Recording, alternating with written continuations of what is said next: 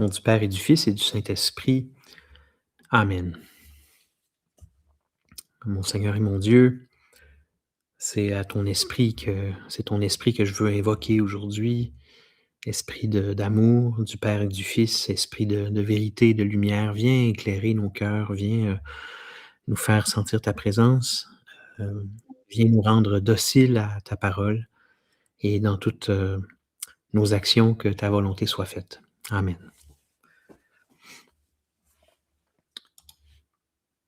Alors, je partage mon écran. On parle de l'Esprit Saint.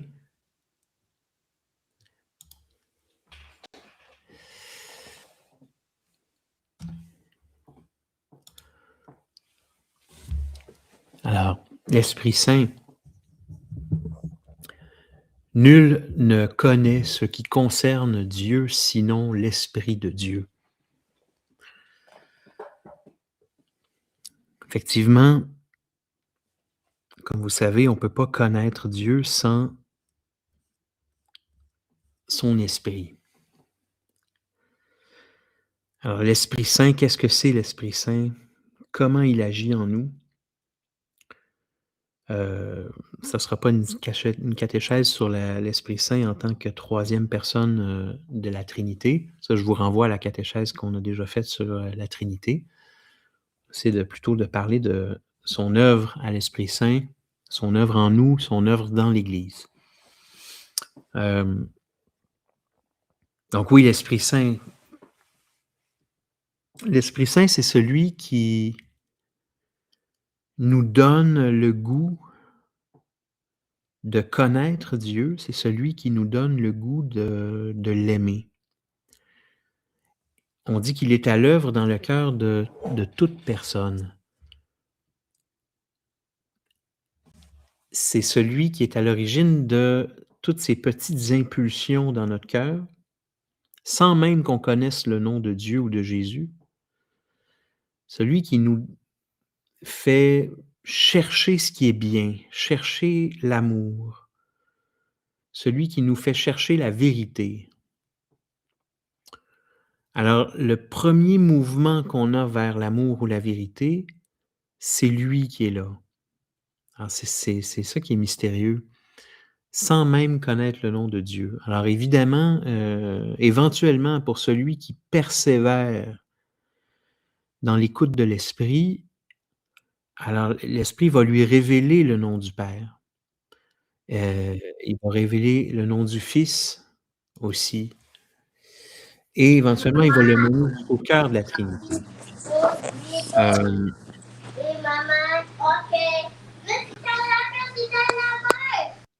Voilà, je vais couper le microphone à Sonia. Il y a de l'action. Parce que c'est lui qui nous fait dire « Abba », c'est-à-dire que, comme Jésus qui appelle son Père, Dieu, son Père, son propre Père, c'est l'Esprit qui nous fait dire « Abba ». On l'a vu déjà dans les catéchèses précédentes. L'Esprit Saint, c'est lui qui nous fait fils et filles de Dieu. Mais il est silencieux, c'est-à-dire qu'il ne se dit pas lui-même. Contrairement à Jésus qui est la parole de Dieu. Et l'Esprit Saint, il n'agit pas en tant que lui-même comme une parole. Il est essentiellement un mouvement de la foi. Je vous passe un petit extrait du catéchisme. Lui, nous ne l'entendons pas, nous ne le connaissons que dans le mouvement où il nous révèle le Verbe et nous dispose à l'accueillir dans la foi. Alors, son seul rôle, c'est de nous révéler Dieu. Et pour ça, il ne parle pas, il ne dit pas une parole. Il nous donne cette impulsion, ce désir. Alors, ce qui fait que la mission du Père, la mission du Fils et de l'Esprit, c'est une seule et même chose. Il n'y a pas de distance entre le Fils et lui. Leur mission est conjointe.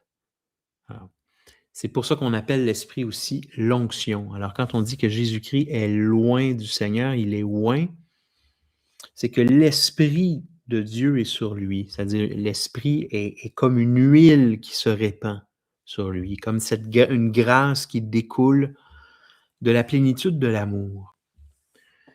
Et quelle est-elle cette mission conjointe? Mais vous la connaissez? C'est-à-dire que ce que Dieu veut, c'est qu'on le connaisse et qu'on l'aime. Alors pour ça, il faut qu'il entre dans notre cœur. Alors pour mener à bien cette mission, il a envoyé l'Esprit Saint dans le monde. Il a commencé dans les temps anciens à parler par la bouche des prophètes. Il a aussi, il a envoyé son fils, évidemment, sur la terre. Pardon, excusez-moi une seconde.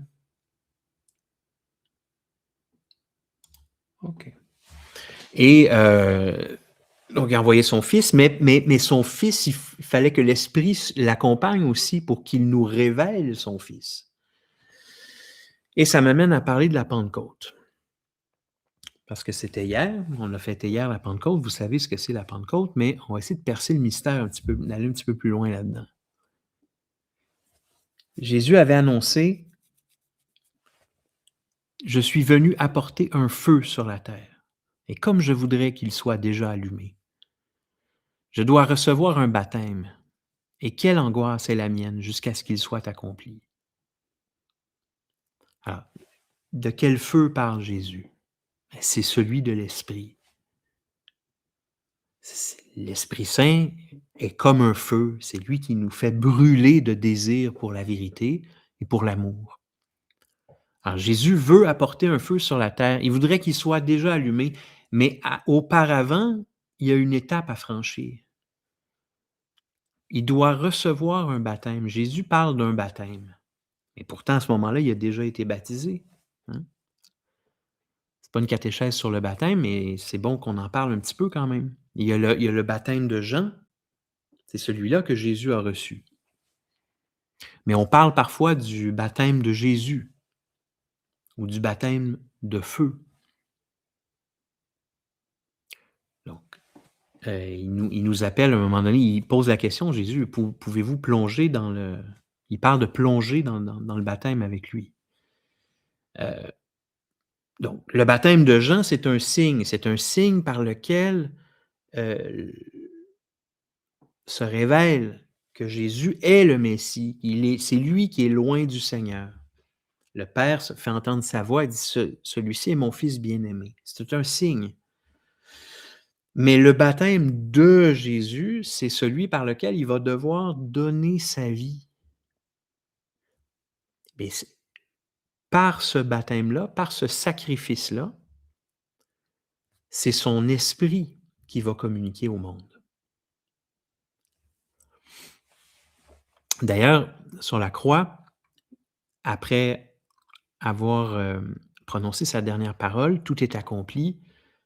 Jésus dit, c'est-à-dire l'Évangile dit: «Puis, inclinant la tête, il remit l'esprit.» Donc, Jésus l'avait dit avant, il en a parlé et c'est écrit aussi: «Il ne pouvait y avoir l'esprit parce que Jésus n'était pas encore glorifié.» Jésus n'avait pas encore reçu son baptême, puis on n'avait pas encore reconnu qu'il était vainqueur de la mort. Alors, en rendant son dernier souffle, vous savez le mot, hein, le souffle qui a créé le monde avec, en Dieu le Père, créateur, l'Esprit Saint crée le monde. Et Jésus est animé de ce souffle-là aussi. Et en rendant son dernier souffle, en accomplissant le baptême, son baptême de feu, Jésus permettait à l'Esprit de le quitter, si on veut. Et une fois au ciel, d'auprès du Père, il allait, conformément à sa promesse, le faire descendre sur les hommes. Okay? Donc, la mort de Jésus, c'est la condition du don de l'Esprit. C'est ça le vrai mystère de la mort de Jésus. Jésus est mort pour qu'on puisse recevoir l'Esprit. C'est-à-dire que du temps de son vivant, il faisait des miracles, heu, les gens se convertissaient, des gens qui l'aimaient, qui la foi se développait déjà, mais ça restait quand même une foi attachée à la personne de Jésus, au sens à l'être de chair aussi, à Dieu qui s'est fait homme. Et Dieu s'est manifesté comme ça à nous, en envoyant son Fils pour qu'on le voie puis qu'on l'entende avec nos oreilles, nos yeux et nos oreilles humaines. Mais mais au final, ce que Dieu veut, c'est habiter notre cœur. Le but final, là, le but, c'est qu'on le connaisse et qu'on l'aime dans notre cœur. Et ça, il ne peut pas le faire par la force des choses. Donc le témoignage de Jésus nous a été donné pour qu'il puisse se révéler à nous par l'Esprit, puis habiter, y demeurer dans notre cœur. C'est ça qui est arrivé à la Pentecôte. Donc, l'Esprit Saint, par le feu descendu sur la tête des apôtres, accomplit la Pâque du Christ. C'est à ce moment-là que la révélation complète de la pleine et entière de la Trinité s'est effectuée. Puis l'effet de ça, évidemment, c'est immédiat. Je suis venu apporter un feu sur la terre. Qu'est-ce qui arrive quand le feu arrive? Tout de suite, le premier effet, c'est qu'une foule accourt parce qu'ils entendent parler les apôtres dans diverses langues. Ils délient littéralement leur langue. Ils enflamment leur cœur.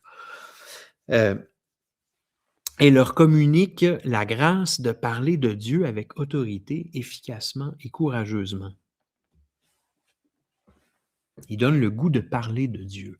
Donc, cet effet de l'Esprit Saint, nous l'avons encore aujourd'hui. Chacun, on l'a tous expérimenté.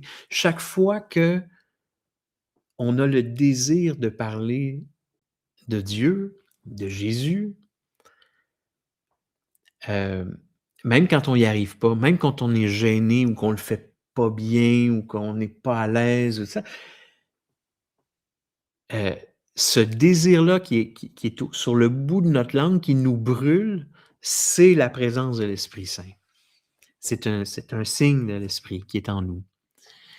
Heu, fait que les apôtres, eux autres, évidemment, ils l'ont eu, puissance 1000, là. Surtout quand on pense à avant, tu sais, avant la Pentecôte, je veux dire quelques semaines avant, les apôtres avaient tous déserté le Seigneur, là. Et vous savez, Pierre le renié 3 fois.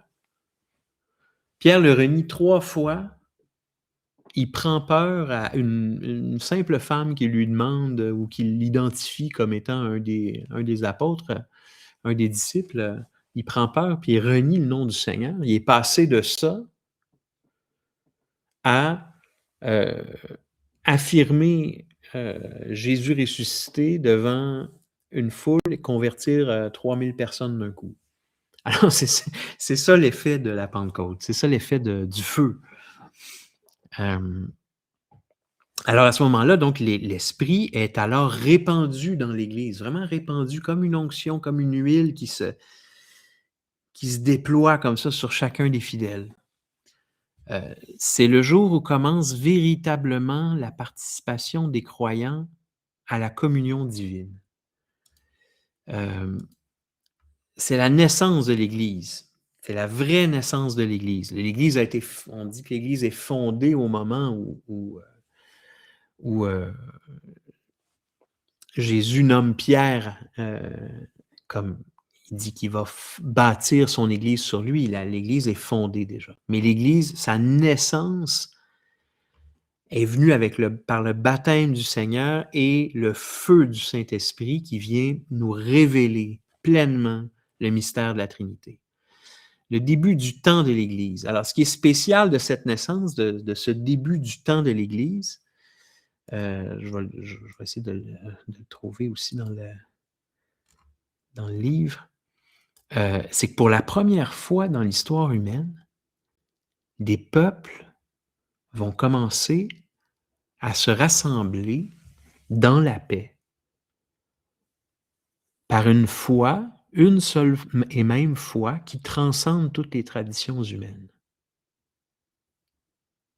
Arrivé jusqu'à ce moment-là, les hommes, ils vivaient, dans leur culture, dans leur langue, un grand sentiment d'appartenance à leur peuple, à leur tribu, à leur religion, à leur Dieu et là, soudainement, après la Pentecôte, il y a des gens qui vont se sentir appelés par l'Évangile et qui vont soudainement, s reléguer, on va dire au second plan, toutes les attaches qu'ils avaient précédemment, puis qui vont se trouver unifiés dans une nouvelle forme d'assemblée, qui est l'Église.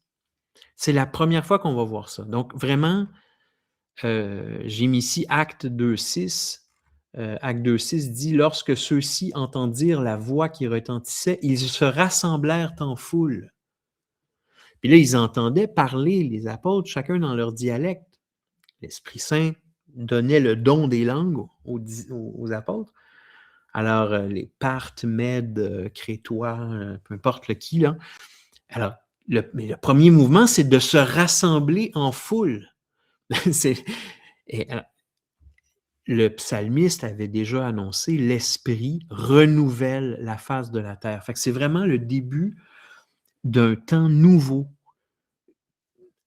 Pour nous, c'est comme si un peu ça va de soi parce qu'on a grandi dans un monde qui est quand même héritier de ce miracle de la Pentecôte. Au sens où on a souvent entendu parler de l'importance de la paix, même en dehors de notre foi, même avant qu'on se convertisse, par exemple. La paix entre les peuples, c'est quelque chose qui est promu, naturellement dans le monde par tout ça. Tu sais, on nous sert souvent les mêmes citations des mêmes personnages là, Martin Luther King, Mandela. Très bien, très bien. Mais l'origine, surnaturelle de ce phénomène-là, de chercher à s'unir au-delà de nos attachements, quotidiens, ça vient de la Pentecôte, ça vient de l'Esprit du Seigneur qui habite les fidèles. Alors, l'Esprit Saint dans l'Église, donc à la suite de la Pentecôte, c'est donc l'Esprit Saint qui met en communion. C'est ça sa grande œuvre, si on veut, dans l'Église. C'est lui qui anime l'Église et la guide depuis le commencement. Quand on dit qu'il la guide, Jésus avait annoncé qu'il l'enverrait comme défenseur.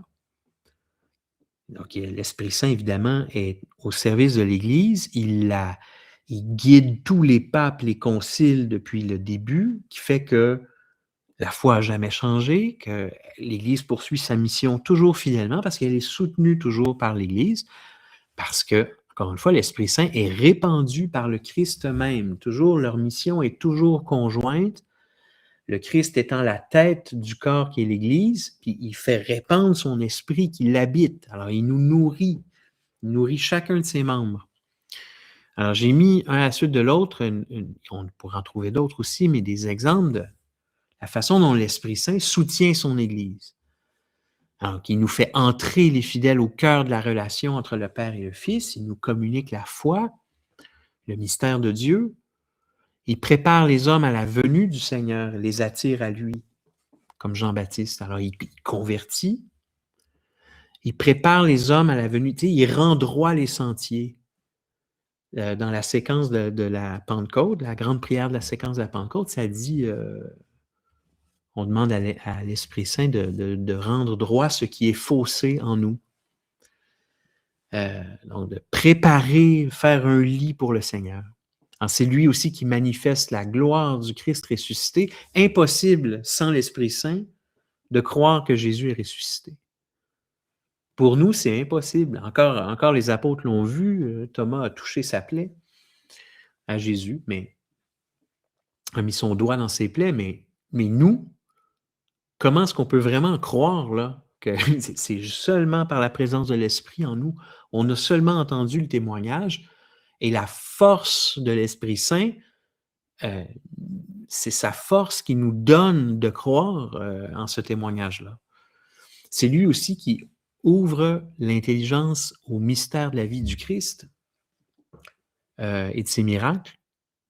Alors, Ça dit dans les Écritures qu'il a ouvert l'intelligence, Jésus ouvre l'intelligence des disciples aux Écritures. Et Jésus enseigne, Jésus parle, mais qui le fait révéler dans le cœur des disciples? Quand Jésus parle, là, il force rien, il ne peut pas forcer, là. Mais l'Esprit Saint est à l'œuvre dans le cœur des disciples, de ceux qui écoutent. C'est pareil pour nous, on a toujours ça encore aujourd'hui. Quand on ouvre les Écritures, puis soudainement, on a une inspiration en lisant, on a fait un lien qu'on n'avait pas fait, on sent notre cœur se réchauffer. C'est sûr que vous avez vécu ça. Alors ça, c'est la présence de l'Esprit Saint, c'est lui qui fait ça. C'est lui aussi qui, évidemment, rend présent le mystère du Christ dans les sacrements, dans l'Eucharistie. Il y a même son moment clé dans la consécration qu'on appelle l'épiclèse, hein, quand il sanctifie ses offrandes. Donc c'est lui encore qui nous le rend présent. C'est toujours lui, dans le silence. Je disais tout à l'heure, il nous révèle le Verbe et nous dispose à l'accueillir dans la foi. Mais on ne peut pas croire en la présence réelle sans lui. C'est impossible. Et c'est lui aussi qui prévient l'Église de l'erreur, fidèlement, et les fidèles des tentations. Alors, c'est pour ça qu'on l'appelle le défenseur aussi. Jésus l'avait appelé. Alors, dans l'Église, on est chanceux parce que dès le début de l'Église, dès les commencements de l'Église, on a un modèle qui incarne au plus haut degré de perfection toute cette œuvre de l'Esprit Saint dans l'Église, c'est Marie, c'est la mère de Jésus. C'est très beau comment c'est écrit dans le catéchisme, c'est l'Esprit s'étant uni à elle, celle-ci, Marie, est le chef-d'œuvre de la mission du Fils et de l'Esprit. C'est le chef-d'œuvre. Alors, oui, parce que l'Esprit met en communion. Et Marie est habitée de l'Esprit Saint, évidemment. Il a conçu le Verbe en elle. Le Père a envoyé son Esprit concevoir son Verbe en elle. Il l'a choisi pour faire sa demeure. Donc, à partir de ce moment-là, tout de suite, elle est comme une espèce d'agente de liaison, si on veut, dans la foi. Première chose qu'elle fait, elle s'en va voir sa cousine. Il y a déjà un mouvement de communion de sa cousine Élisabeth. À la Nativité, elle va rassembler autour d'elle les mages, les bergers, les anges du ciel. Tu sais. Même l'Église du ciel se réunit autour d'elle, tu sais, et du Fils, évidemment, mais c'est par elle, c'est elle qui l'a mis au monde. Et même chose aux noces de Cana, si on pense qu'elle est le trait d'union entre les gens qui sont présents au mariage et son Fils qui va accomplir son miracle. Donc, vraiment, il faut prendre Marie comme modèle. C'est elle qui incarne le mieux toute l'œuvre du Saint-Esprit. Alors, Dieu est amour, on l'a dit plein de fois. Il a répandu l'amour dans le cœur de tous les croyants. C'est cette onction qui descend en nous, cet amour de Dieu, c'est l'Esprit qui nous le répand dans notre cœur. C'est la charité qui est le principe de la vie nouvelle dans le Christ. Donc, avant de recevoir l'Esprit, avant d'être à l'écoute, attentif au mouvement de l'Esprit, nous étions morts par le péché. Alors, le premier effet de l'amour, le premier effet de l'Esprit dans le cœur de quelqu'un, c'est un mouvement de repentance. L'Esprit nous remet nos péchés. Il vient mettre de l'ordre dans notre vie. Il redonne à l'humanité son image de Dieu authentique. Dieu nous a créés à son image, mais cette image est défigurée par le péché. L'Esprit Saint nous redonne notre ressemblance divine. Il donne la grâce du repentir et de la conversion. C'est d'ailleurs le sens de son surnom, le Consolateur ou Paraclet. Alors le mot Paraclet, c'est ça que ça veut dire, c'est synonyme, Consolateur et Paraclet. Ça veut dire celui qui donne la grâce de repentir, la grâce de conversion, qui est une seule et même chose, hein. Se repentir, se convertir, c'est une seule et même chose. Jean-Baptiste, dans le désert, dit, heu, appelle les gens en leur disant, «Repentez-vous et croyez à l'Évangile».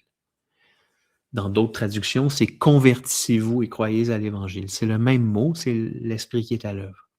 Donc, cette présence de l'amour dans la vie des chrétiens porte du fruit que nous appelons les fruits de l'Esprit Saint. Donc, si l'Esprit Saint est présent dans votre vie, vous pouvez le voir se manifester par les fruits, ce qu'on appelle les fruits de l'Esprit Saint. Il y en a 12. Donc, je les nomme rapidement: charité, joie, paix, patience, longanimité, bonté, bénignité, mansuétude, fidélité, modestie, continence, chasteté. Alors, les fruits, qu'est-ce que ça veut dire, les fruits? Parce qu'il existe aussi les dons de l'esprit. Alors, pour distinguer les deux, les fruits de l'esprit, c'est vraiment des fruits, c'est-à-dire c'est des perfections, des fines fleurs, on pourrait dire comme des ramifications. L'esprit est présent en vous, il va donner des fruits. Vous n'avez pas trop à y penser, vous n'avez pas à appeler particulièrement, ces fruits-là vont paraître. OK? Alors, c'est des fruits que forme l'Esprit Saint en nous qui sommes greffés sur la vigne du Seigneur. Parce qu'évidemment, tous ces fruits-là, le Seigneur les a lui-même à la perfection. Alors, l'Esprit Saint nous les communique simplement. OK? Tandis qu'il y a aussi ce qu'on appelle les dons de l'Esprit, qui sont au nombre de 7. Les dons de l'Esprit sont des vertus, les autres qui ont une valeur permanente, c'est des dispositions permanentes, puis elles sont là dans un but particulier. Le but des dons de l'Esprit Saint, c'est de réaliser la volonté de Dieu en nous. Donc, c'est de nous rendre dociles à obéir à Dieu, à l'obéissance, à nous rendre dociles aux impulsions de l'Esprit. Il y a plusieurs façons de le dire, là, mais en gros, c'est de faire la volonté de Dieu. C'est des vertus qui nous disposent, qui disposent notre cœur. Ces vertus-là sont la sagesse, l'intelligence, le conseil, la force, la science, la piété et la crainte de Dieu. Alors, j'ai eu le temps de me rendre jusque-là pour aujourd'hui. Alors, je ne sais pas si j'aurai l'occasion de faire une deuxième partie sur l'Esprit Saint, mais je vous remercie d'avoir été là. Très bientôt.